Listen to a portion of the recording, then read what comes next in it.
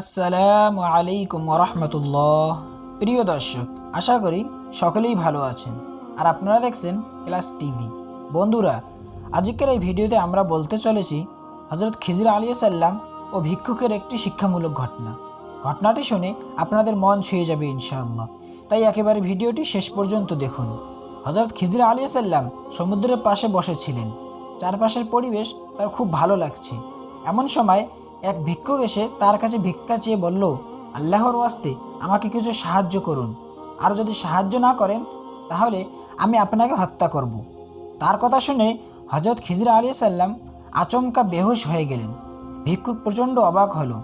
খানিক পরেই যখন হজরত খিজির আলাইহিসসালাম হুঁশ ফিরে আসলো, তখন তিনি ভিক্ষুককে বললেন, ভাই, আমার কাছে কোনো টাকা পয়সা নাই, দামি কোনো জিনিসপত্রও নাই।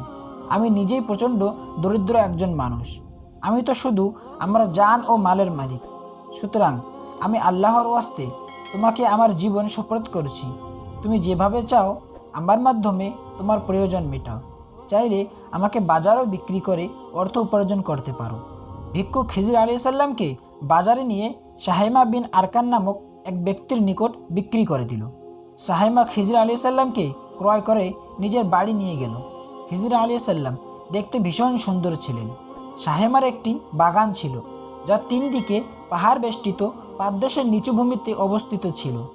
সাহেমা মূলত বাগানের কাজের জন্যই গোলাম খরিদ করেছেন। সে খিজির আলাইহিসসালামের কাঁধে একটি কোদাল চাপিয়ে দিয়ে বলল, বাগানে গিয়ে পাহাড়ের মাটি কেটে কেটে বাগান উঁচু করতে থাকো।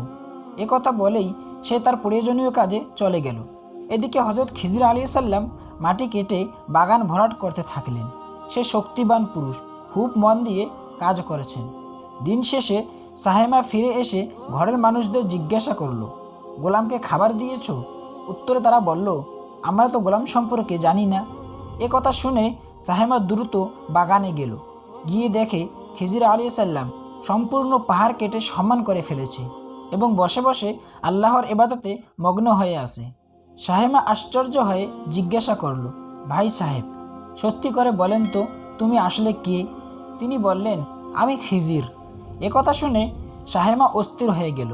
সে মনে মনে নিজেকে ভৎসনা করতে লাগলো, তুই হজরত খিজির আলাইহিসসালামকে গোলাম বানিয়ে কাজ করাইলি? এটা তো অত্যন্ত বেয়াদবি হয়েছে, গর্হিত কাজ হয়েছে। সাহেমার খুব অনুশোচনা হলো। সে হজরত খিজির আলাইহিসসালামের কাছে ক্ষমা চাইল ও তাকে মুক্ত করে দিল।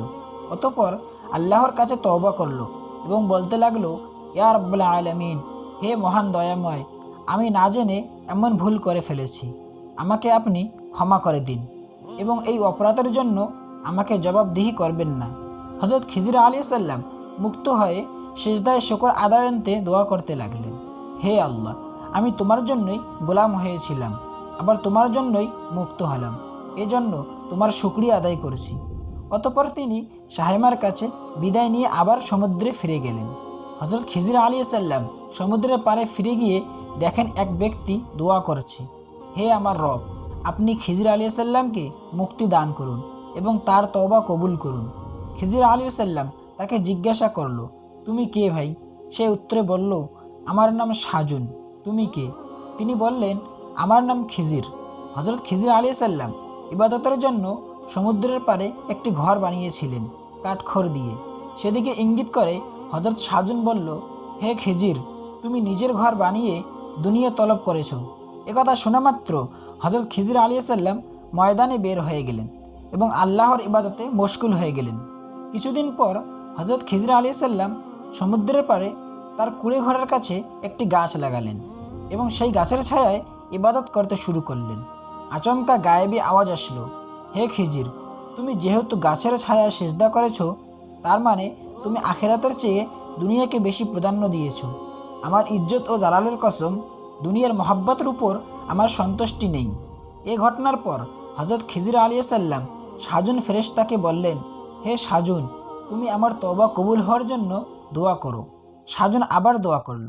আল্লাহ তাআলা সাজুন ফেরেশতার বরকতে খিজির আলাইহিসসালামের তওবা কবুল করলেন। তো বন্ধুরা, কেমন লাগলো ঘটনাটি কমেন্ট করে অবশ্যই জানাবেন। আর চ্যানেল নতুন হয়ে থাকলে অবশ্যই সাবস্ক্রাইব করবেন। আজকে এই পর্যন্তই। আপনারা ভালো থাকবেন, সুস্থ থাকবেন।